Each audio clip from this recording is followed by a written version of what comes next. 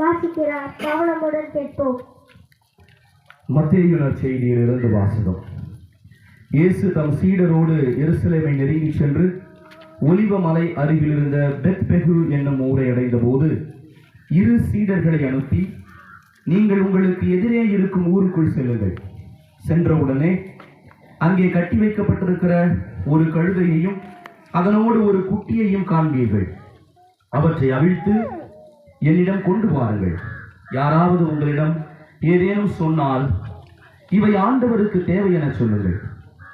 உடனே அவர் அவற்றை அனுப்பிவிடுவார் என்றார். மகள் சீயோனிடம் சொல்லுங்கள், இதோ உன் அரசர் உன்னிடம் வருகிறார். அவர் எளிமையுள்ளவர், கழுதையின் மேல் ஏறி வருகிறார், கழுதை குட்டியின் மேல் அமர்ந்து வருகிறார் என்று இறைவாக்கினர் உரைத்தது நிறைவேற இவ்வாறு நிகழ்ந்தது. சீடர்கள் போய் இயேசு தங்களுக்கு பணித்தபடியே செய்தார்கள். அவர்கள் கழுதையையும் குட்டியையும் ஓட்டிக் கொண்டு வந்து அவற்றின் மேல் தங்கள் மேலுடைகளை போட்டு இயேசுவை அமரச் செய்தார்கள். பெருந்திரளான மக்கள் தங்கள் மேலுடைகளை வழியில் விரித்தார்கள். வேறு சிலர் மரங்களில் இருந்து கிளைகளை வெட்டி வழியில் பரப்பினர்.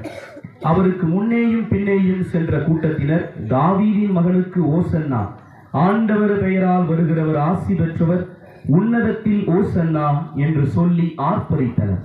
அவர் எருசலேமுக்குள் சென்றபோது நகரம் முழுவதும் பரபரப்படைய, இவர் யார் என்னும் கேள்வி எழுந்தது. அதற்கு கூட்டத்தினர், இவர் இறைவாக்கினர் இயேசு, கலிலேயாவில் உள்ள நாசரேத்தைச் சேர்ந்தவர் என்று பதிலளித்தனர்.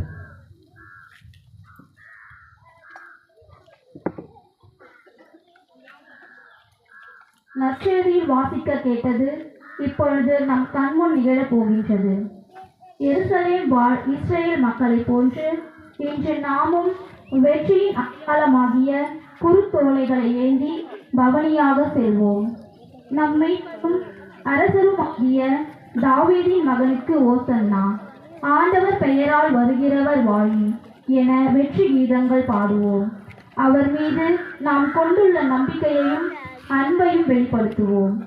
இந்த குருத்தோலை பவனியில் முதலில் பீட பணியாளர்களும் அவர்களைத் தொடர்ந்து அருட்பணியாளர்களும் பின் இறை மக்களும் ஆலயம் நோக்கி பவனியாக செல்வார்கள். பக்தியாக புறப்படுவோம். அன்புமிக்க சகோதர சகோதரிகளே, இயேசுவை புகழ்ந்து ஆர்ப்பரித்த மக்கள் திரளை போன்று நாமும் அமைதியுடன் புறப்படுவோம்.